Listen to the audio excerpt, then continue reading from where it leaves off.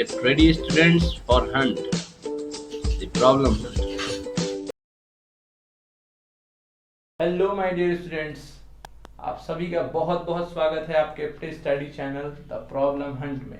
मैं आपका टीचर अवनीश आज लेकर आया हूँ आप लोगों के लिए लाइफ प्रोसेस का पार्ट 2।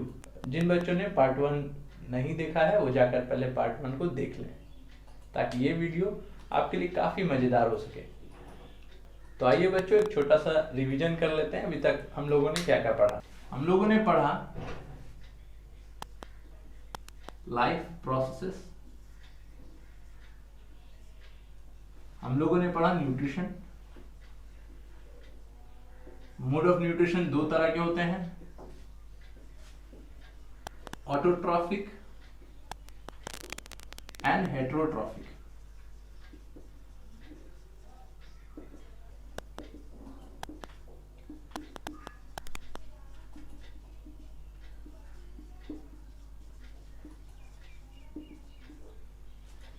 तो बच्चों हम लोगों ने पिछले क्लास यानी कि लाइफ प्रोसेस के पार्ट 1 में ये सारा टॉपिक कवर कर लिया है।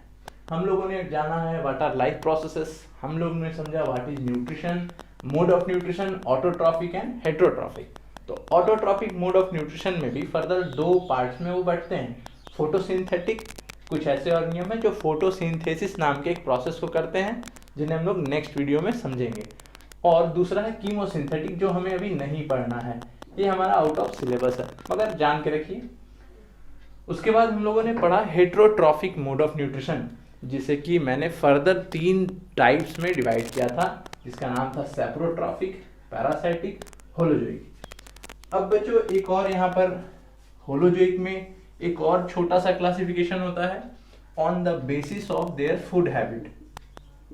ऑन विच बेसिस, अगर पूछा जाए कि होलोजोइक का जो फर्दर डिवीजन हो रहा है किस बेसिस पर हो रहा है, तो हम लोग कहेंगे on the basis of their food habit.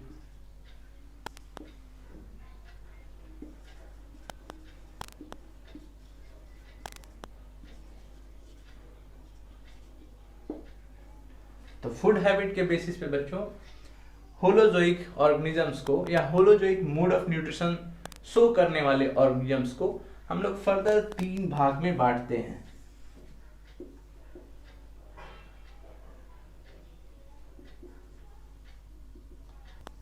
हम लोग यहाँ देख सकते हैं वो 3 टाइप्स क्या क्या हैं, हर्बीवोर्स, कार्निवोरस एंड ओमनिवोरस। ये 3 टाइप हैं होलोजोइक मोड ऑफ न्यूट्रिशन के। किस बेसिस पर? तो on the basis of their food habit, उनके फूड हैबिट के बेसिस पर। तो हम लोग फिर यहाँ देखते हैं what is herbivorous. Word root को देखें यानी कि शब्द को अगर समझें, मैंने आप लोगों से पहले ही कह रखा है कि वर्ड मीनिंग की कॉपी बना लें, बहुत फायदा होने वाला है उससे। हर्ब्स मतलब होते हैं प्लांट, हर्ब्स मतलब प्लांट। वोर्स मतलब फीड, वोर्स मतलब फीड। तो वैसे ऑर्गेनिजम्स जो प्लांट को फीड करते हैं या वैसे ऑर्गेनिजम्स जो प्लांट को खाते हैं, प्लांट को खा के एनर्जी प्राप्त करते हैं, उन्हें हम लोग कहते हैं herbivores. Second one is carnivores. What are carnivores? Those organisms which obtain their food from flesh और meat। वैसे ऑर्गेनिजम्स जो अपना भोजन मीट या फ्लैश यानी कि मांस से प्राप्त करते हैं। तीसरा है ओमनिवोर्स। ओमनी मीन्स होता है ऑल, ओमनी मीन्स ऑल या सभी। तो ओमनिवोर्स वैसे ऑर्गेनिजम्स हैं जो plant as well as flesh, plant as well as flesh. ये ऑर्गेनिजम्स प्लांट भी खाते हैं और फ्लैश भी खाते हैं। तो आइए एक एग्जांपल हो जाए। हर्बीवोर्स का मैं जानता हूं आप लोगों को पता होगा, गुड, काउ, और भी बहुत सारे ऑर्गेनिजम्स हैं, ये आप लोग छोटे क्लासेस में भी पढ़ रखा होगा। कार्निवोर्स, लायन, टाइगर, और ओमनिवोर्स यानी कि वी, ह्यूमंस, ह्यूमंस, डॉग्स, और भी बहुत सारे ऑर्गेनिजम्स हैं। तो हम लोगों ने देखा होलोजोइक के फर्दर 3 क्लासिफिकेशन। इसमें एक और बात याद रखना है, कार्निवोर्स जब हम लोग पढ़ते हैं तो कार्निवोर्स का एक स्पेशल केस हम लोग को समझना जरूरी है। कार्निवोर्स का एक स्पेशल टाइप जिसे हम लोग कहते हैं स्कैवेंजर। बहुत से बच्चों ने नाम सुना होगा, कुछ के लिए नया भी हो सकता है। तो व्हाट आर स्कैवेंजर? स्कैवेंजर क्या होता है? याद रखना है, स्कैवेंजर वैसे ऑर्गेनिजम्स हैं जो फ्लैश तो खाते हैं, मीट तो खाते हैं, बट रोटेन और डेड। रोटेन और डेड। रोटेन का मतलब सड़ा हुआ, डेड का मतलब मरा हुआ। हमने सेप्रोफाइट्स में भी पढ़ा था। तो यहाँ पे हम लोगों ने देखा कार्निवोर्स के स्पेशल टाइप जिसका नाम है स्कैवेंजर। वो क्या होते हैं? वैसे ऑर्गेनिजम्स जो फ्लैश खाते तो हैं मगर रोटेन या डेड। तो those organisms which feed on rotten और डेड ऑर्गेनिजम्स। था ना इजी सा? ये भी टॉपिक आप लोगों को बहुत अच्छे समझ में आया होगा। तो आइए हम लोग बढ़ते हैं अपने नेक्स्ट टॉपिक जिसका नाम है न्यूट्रिशन इन एनिमल्स। तो हम लोग देखते हैं यहाँ पर न्यूट्रिशन इन एनिमल्स। तो एनिमल्स जो हैं वो बहुत तरह के होते हैं। एनिमल्स यूनिसेलुलर भी होते हैं। एक ऐसा एनिमल जो यूनिसेलुलर है उसका नाम अमीबा है। और सारे एनिमल हम लोग जानते हैं holozoic mode of nutrition show करते हैं। तो होलोजोइक मोड ऑफ न्यूट्रिशन में बच्चों याद करिए, मैंने एक बात आपको कहा था कि उसमें क्या होता है, कॉम्प्लेक्स फूड को तोड़कर सिंपलर फूड में बदला जाता है। क्योंकि होलोजोइक जितने भी एनिमल्स हैं या होलोजोआ हैं वो क्या करते हैं, वो कॉम्प्लेक्स फूड को इनटेक करते हैं। ठीक है, तो उस कॉम्प्लेक्स फूड को एज इट इज वो डाइजेस्ट नहीं, एज इट इज यूज नहीं कर सकते हैं। उसके लिए उन्हें क्या करना होता है, उसे डाइजेस्ट करना पड़ता है। What is digestion? The process of breaking down the complex food into simpler molecules. इसी को हम लोग डाइजेशन कहते हैं या डाइजेशन कहते हैं। तो देखते हैं हम लोग न्यूट्रिशन इन एनिमल्स को समझने से पहले कुछ स्टेप्स हम लोग को समझने पड़ेंगे। ठीक है, यहाँ देखते हैं हम लोग। In animals there are 5 processes for breaking down of food molecule. ठीक है, यहाँ पर कॉम्प्लेक्स फूड वो इनटेक करते हैं। तो उस कॉम्प्लेक्स फूड को तोड़ने के लिए एनिमल्स में कुल 5 स्टेप्स होते हैं या 5 प्रोसेस होते हैं। वो प्रोसेस क्या क्या है हम लोग उसको देखते हैं एक बार। यहाँ सबसे पहले हमने लिख रखा है ingestion. What is ingestion? The process of taking food into the body. खाने को शरीर तक ले जाने के प्रोसेस को हम लोग कहते हैं इंजेशन। ठीक है, तो ह्यूमंस में इंजेशन के लिए माउथ होता है, हम लोग इसे पढ़ेंगे आगे। दूसरा प्रोसेस हम लोग यहाँ देख रहे हैं डाइजेशन। दूसरा प्रोसेस क्या है? डाइजेशन। डाइजेशन क्या होता है? ये वो प्रोसेस है जिसमें एक्चुअल में ब्रेक डाउन होता है फूड पार्टिकल्स का। कैसे फूड पार्टिकल्स का? यहाँ देखते हैं the process of breaking down of food which contain complex organic or inorganic molecules into smaller molecules। ठीक है, तो ये जो ऑर्गेनिक और इनऑर्गेनिक मॉलिक्यूल्स होते हैं, जो कॉम्प्लेक्स होते हैं, वो वाटर में इनसॉल्युबल होते हैं और उसे डाइजेशन प्रोसेस के थ्रू हम लोग तोड़कर सिंपली ऐसे मॉलिक्यूल्स में बदल देते हैं जो वाटर सॉल्युबल होते हैं। बहुत आसान सा प्रोसेस है और डेफिनेशन भी बहुत आसान है। उसके बाद थर्ड देखते हैं हम लोग एब्जॉर्प्शन। जैसा कि एब्जॉर्प्शन वर्ड से ही समझ में आता है, सोख लेना। एब्जॉर्प्शन मतलब क्या होता है? सोख लेना। बिल्कुल उसी तरह से जब फूड ब्रेक डाउन हो जाता है या फूड डाइजेस्ट हो जाता है तो उसके बाद बचा हुआ जो स्मॉल मॉलिक्यूल्स होता है उसे एब्जॉर्ब करने के प्रोसेस को ही हम लोग कहते हैं एब्जॉर्प्शन। ठीक है, एब्जॉर्प्शन के बाद अगला प्रोसेस है assimilation. What is assimilation?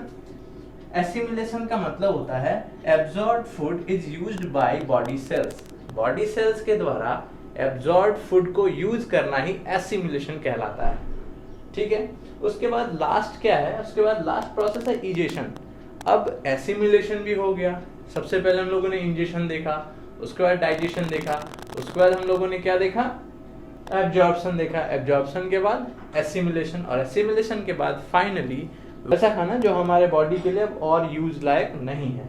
Egestion मतलब the process of removal of undigested food या अनयूज्ड फूड। वैसा खाना जो हमारे लिए यूजलेस है, जो अनडाइजेस्टेड रह गया, उसे हम लोग इजेशन प्रोसेस के थ्रू रिमूव कर देते हैं। यहाँ तक क्लियर हो गया होगा। और इन टॉपिक्स को, इन स्टेप्स को याद करने का एक बहुत ही बेसिक आइडिया है मेरे पास। वो आइडिया क्या है आइए हम लोग देखते हैं। हमारे पास जो ट्रिक है उसे आप आइडिया ए भी बोल सकते हैं। Idea I for ingestion, D for digestion, E for egestion, A for absorption, A for assimilation. है ना आसान सा? आई एक बार मैं फिर रिपीट कर देता हूँ, I for ingestion, D for digestion, E for excretion या egestion, A for absorption and A for assimilation. देखिए कितनी आसानी से आप लोगों को ये सारा स्टेप्स याद हो गया होगा। और वैसे ये स्टेप्स क्या हैं? ये वो स्टेप्स हैं जिसके थ्रू होलोजोइक एनिमल्स अपना खाना ब्रेक डाउन करके कंप्लीट एनर्जी को प्राप्त करते हैं। ठीक है, तो चलिए हम लोग देखते हैं इसके बाद नेक्स्ट टॉपिक जिसका नाम है न्यूट्रिशन इन एनिमल। और उसमें हम लोग पढ़ेंगे सबसे पहले यूनिसेलुलर एनिमल के बारे में कि वो कैसे न्यूट्रिशन प्राप्त करते हैं। तो यहाँ हम लोग देखते हैं nutrition in simple animals. Who are simple animal? They are unicellular, यानी सिंगल सेल वाले ऑर्गेनिजम्स को ही हम लोग सिंपल एनिमल्स की कैटेगरी में रखते हैं। और वो कौन है? तो वो है अमीबा। अमीबा एक सिंगल सेलुलर एनिमल है। क्यों? क्योंकि वो holozoic mode of nutrition show करता है। ठीक है बच्चों, तो यहाँ हम लोग देखेंगे कि nutrition in amoeba. Nutrition in amoeba से पहले थोड़ा सा अमीबा के बारे में जान लेते हैं। What are they? Amoeba is an unicellular organisms. They eat tiny microscopic plant और एनिमल। अमीबा जो है पानी में पाए जाने वाले एक छोटे यूनिसेलुलर माइक्रोस्कोपिक ऑर्गेनिजम्स हैं जो holozoic mode of nutrition show करते हैं। अगर इनका हैबिटेट पूछा जाए तो हम लोग क्या कहेंगे? हैबिटेट में कहेंगे एक्वेटिक। क्यों? क्योंकि ये लोग फ्रेश वाटर में पाए जाते हैं। ये कैसे सोर्स में पाए जाते हैं? फ्रेश वाटर के सोर्स में पाए जाते हैं। What are fresh water source? Fresh water source क्या है बच्चों? तो देखते हैं हम लोग यहाँ, जैसे हम लोग जानते हैं रिवर, पोंड, लेक, इन सब को हम लोग फ्रेश वाटर के सोर्सेस कहते हैं। और अमीबा इन सारे जगहों पर पाए जा सकते हैं। तो यहाँ पर एक और चीज मैंने लिख रखा है, special process of obtaining food. Amoeba के पास एक बहुत स्पेशल फीचर है जिसे हम लोग को जानना बेहद जरूरी है।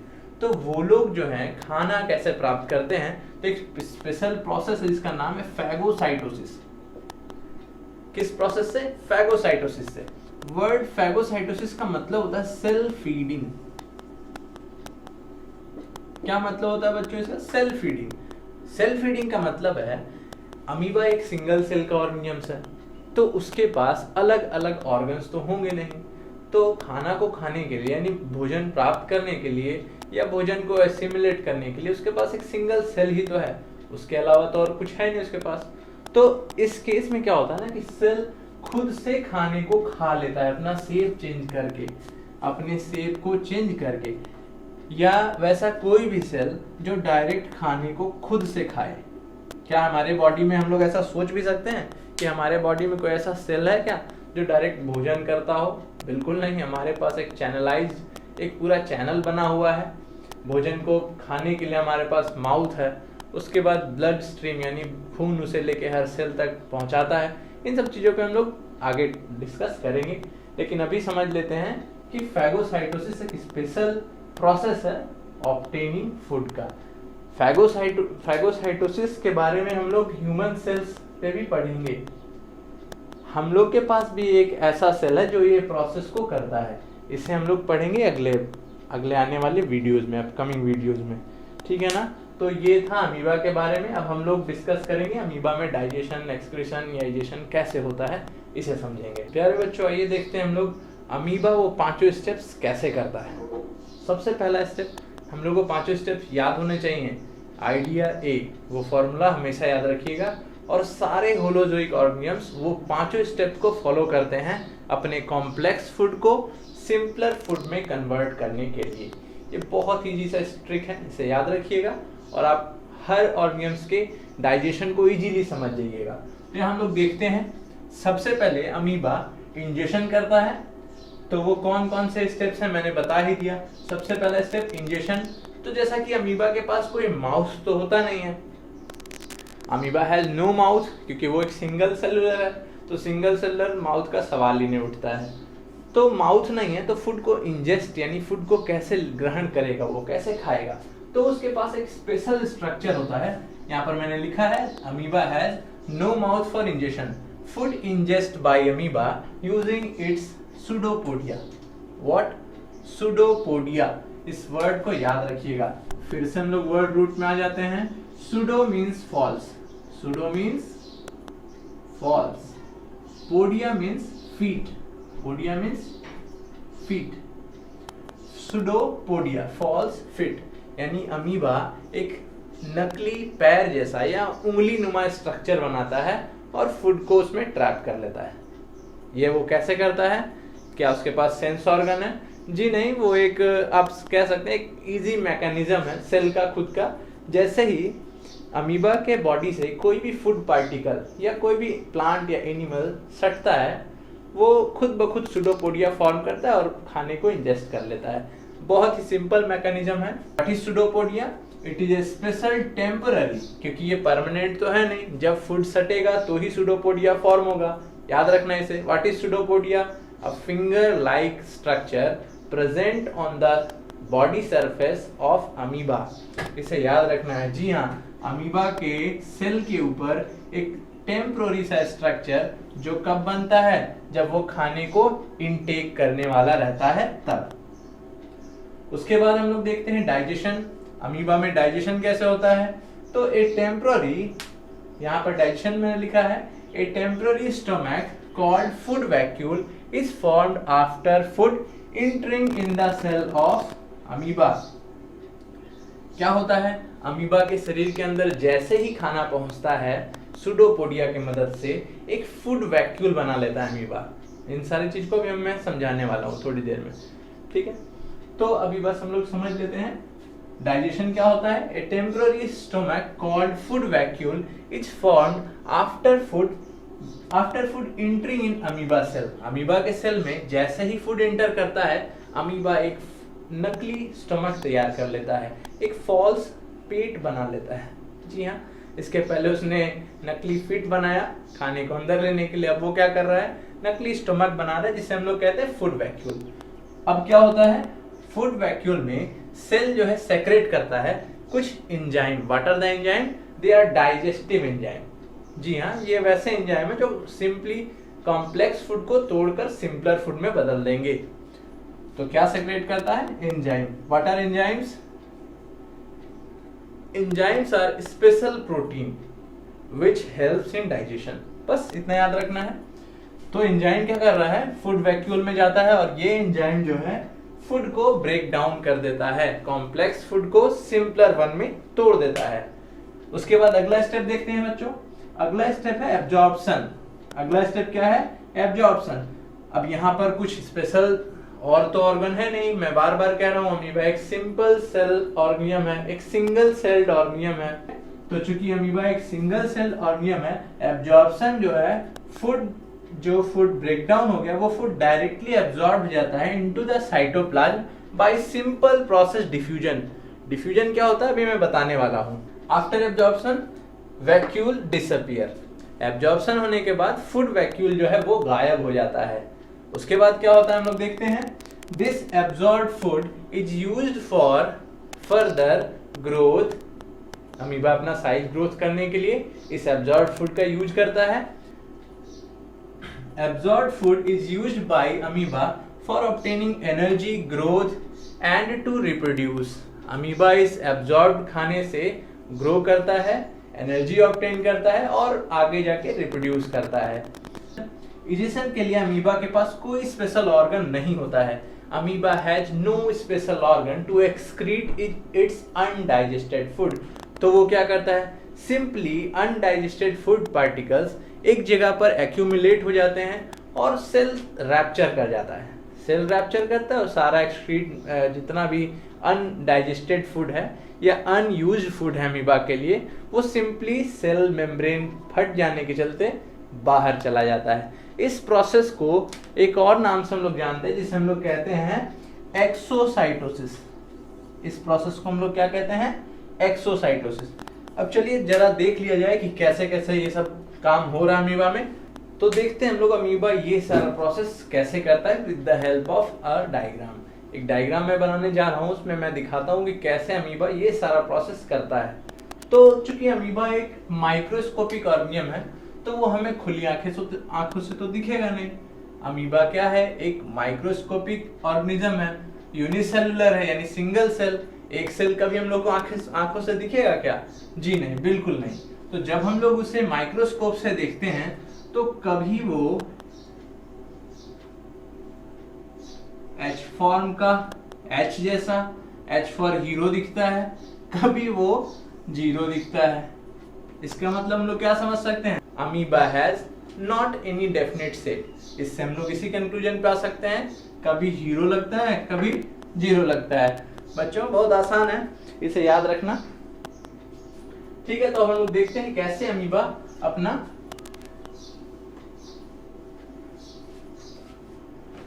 तो देखते हैं हम लोग डायग्राम के थ्रू कैसे अमीबा ये सारा प्रोसेस कर रही है। पांचों प्रोसेस वो कैसे करता है इसे हम लोग देखते हैं। तो जैसा कि मैंने बता दिया, अमीबा का कोई अपना एक डेफिनिट शेप नहीं होता है। जैसे ही एक फूड पार्टिकल अमीबा के सेल के कांटेक्ट में आता है या अमीबा के कांटेक्ट में आता है, अमीबा अपना स्पेशल स्ट्रक्चर, जिसका नाम मैंने क्या बताया अभी, आप लोग को याद होना चाहिए, इसका नाम सूडोपोडिया है, वो अपने सेल को ट्रांसफॉर्म कर लेता है कुछ यूं। उसके बाद अगले स्टेप में आप लोग देखेंगे, ये सब माइक्रोस्कोप से आराम से ऑब्जर्व किया जा सकता है। वो अपने फूड वैक्यूल को ऐसे, वो अपने सूडोपोडिया को यूं बंद कर लेता है और इस तरह से फूड पार्टिकल्स क्या होता है उसमें ट्रैप हो जाता है। ये रहा फूड पार्टिकल, ये अमीबा का न्यूक्लियस है और यहाँ पर साइटोप्लाज्म। उसके बाद अगले स्टेप में देखेंगे तो साइटोप्लाज्म से वैक्यूल, यही है फूड वैक्यूल। ये क्या है? Food vacuole. ये क्या है? फॉस्फेट, जिसे हम लोग सूडोपोडिया भी कह रहे थे। इसके बाद नेक्स्ट स्टेप में क्या होगा बच्चों? ये देखो, ये हुआ इंजेक्शन। ये क्या हुआ? इंजेक्शन। यहाँ क्या हुआ? खाना शरीर के अंदर पहुंच गया। ये फूड वैक्यूल क्या है? एक फॉल्स स्टोमक है। क्या है? फॉल्स स्टोमक, यानी नकली पेट है। अब पेट के लिए तो सभी जद्दोजहद कर रहे हैं, हम आप भी कर रहे हैं। ठीक है, देखते हैं इसके बाद। उसके बाद क्या हो रहा है? Digestion occurs here. यहाँ होगा डाइजेशन फूड वैक्यूल में। तो डाइजेशन कैसे होता है मैंने अभी थोड़ी देर पहले आप लोगों को समझाया। अमीबा क्या करता है? अमीबा उस वैक्यूल में डाइजेस्टिव एंजाइम सेक्रेट करता है। तो इस जगह पे क्या आ जाता है? Digestive enzyme. ये डाइजेस्टिव एंजाइम क्या करेगा बच्चों? इस फूड पार्टिकल्स को ब्रेक कर देगा छोटे छोटे टुकड़ों में। ये देखिए, यहाँ फूड पार्टिकल्स क्या हो गया? छोटे छोटे टुकड़ों में बट गया। अभी मैंने कुछ देर पहले एक वर्ड यूज किया था, डिफ्यूजन। डिफ्यूजन वर्ड में कोई कंफ्यूजन नहीं रखना है, बड़ा सिंपल सा टर्म है, इसे भी बहुत आसानी से हम लोग समझेंगे। यहां देखिए, पहले समझ लेते हैं व्हाट इज डिफ्यूजन।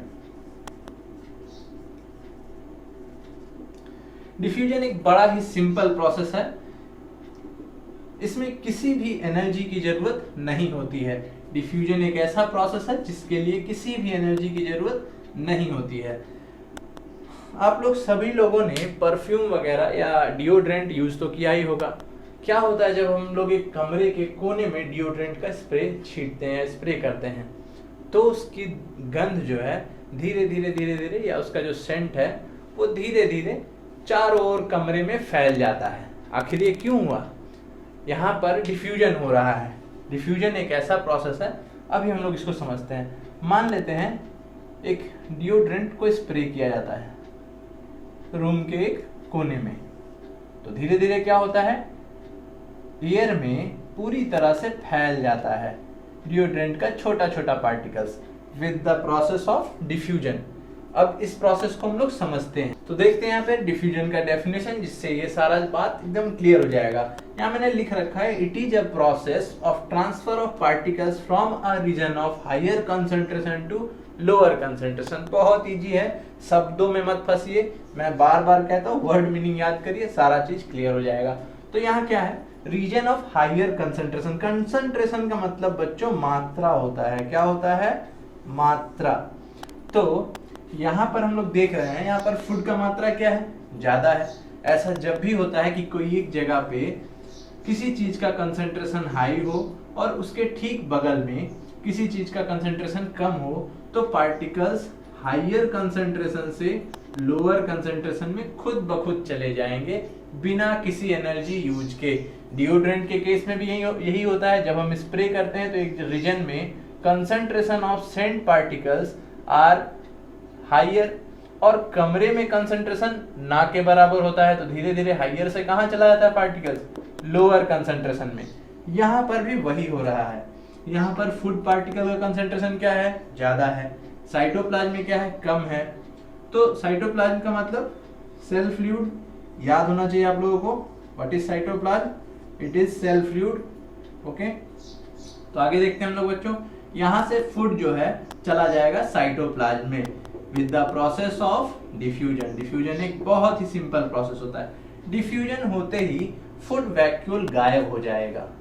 डिफ्यूजन के बाद जब सेल में, अमीबा के सेल में चारों ओर फूड पार्टिकल्स बढ़िया से फैल गए, हर जगह सेल के हर ईच एंड एवरी पार्ट में जब फूड पार्टिकल्स पहुंच जाएंगे, उसके बाद बच्चों हम लोग देखेंगे यहाँ पर, उसके बाद क्या होगा, उसके बाद अगला स्टेप होगा, उस फूड पार्टिकल से अमीबा ग्रो करेगा और further reproduce, growth, energy requirement, अपना सारा जरूरत को वो पूरा कर लेगा।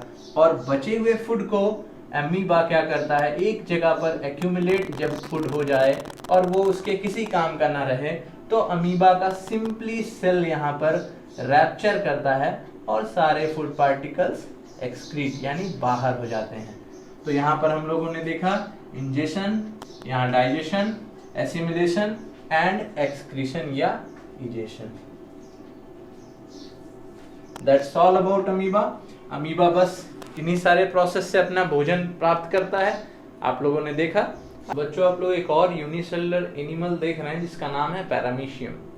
पैरामीशियम भी अमीबा की तरह ही होता है, वो भी एक यूनिसेलुलर एक्वाटिक ऑर्गेनिज्म है। आप लोग यहाँ फिगर में देख रहे होंगे, ये पैरामीशियम का एक लेवल डायग्राम है। तो पैरामीशियम क्या होता है, ये भी एक सिंगल सेलुलर एनिमल है जो कि कहाँ पाया जाता है, फ्रेश वाटर में। जैसा कि अमीबा भी कहाँ पाया जाता था, फ्रेश वाटर में। मैंने फ्रेश वाटर आप लोग ऑलरेडी बता दिया, रिवर, पूल, लेक, ये सारे सोर्सेस फ्रेश वाटर कहलाते हैं, फ्रेश वाटर सोर्सेस कहलाते हैं। इस पैरामीशियम के चलते हम ह्यूमंस में एक डिजीज हो जाता है। अगर ये पैरामीशियम हमारे अंदर आ जाता है तो हमें एक डिजीज कॉज करता है, इसका नाम है स्लीपिंग सिकनेस। क्या नाम है बच्चों, स्लीपिंग सिकनेस। इसे आप लोग नोट कर लीजिएगा। उस पैरामीशियम का, उस स्पेशल पैरामीशियम का जिसके चलते स्लीपिंग सिकनेस होता है, उसका नाम है ट्राइपैनोसोमा ब्रूसी। उस पैरामीशियम का नाम है ट्राइपैनोसोमा ब्रूसी। इसे याद रखना है आप लोगों को। ट्राइपैनोसोमा ब्रूसी वो पैरामीशियम है जो हमें स्लीपिंग सिकनेस नाम की बीमारी को कर देता है। आगे देखते हैं हम लोग। पैरामीशियम जो है यूज करता है अपने बॉडी पर सिलिया। उसके बॉडी पर हम लोग देख रहे हैं ऐसा hair like structure. What are they are cilia. Cilia की मदद से फूड पार्टिकल अगर इसके बॉडी में कहीं भी टकराता है तो धकेल के उसे अपने माउथ तक ले आता है। अमीबा और पैरामीशियम में यही एक डिफरेंस है कि अमीबा के पास उसका अपना माउथ नहीं होता है, पैरामीशियम के पास अपना माउथ होता है। बाकी न्यूट्रिशन का सारा स्टेप हूबहू एक जैसा है, इसीलिए मैंने यहाँ लिख दिया all steps in paramecium are similar to amoeba. तो आज का ये क्लास यहीं पर खत्म होता है। तो बच्चों ये था हमारा आज का क्लास और हम लोग मिलते हैं अपने नेक्स्ट वीडियो में। जिन बच्चों ने हमारे चैनल को सब्सक्राइब नहीं किया प्लीज उसे सब्सक्राइब कर लें। कमेंट्स में हमें बताएं कि आपको क्लास कैसा लगा। कोई टॉपिक आपको ना समझ में आओ तो जरूर कमेंट करें। ठीक है बच्चों, मिलते हैं नेक्स्ट वीडियो में। Thank you. For latest notification and update, subscribe our channel and press the bell icon.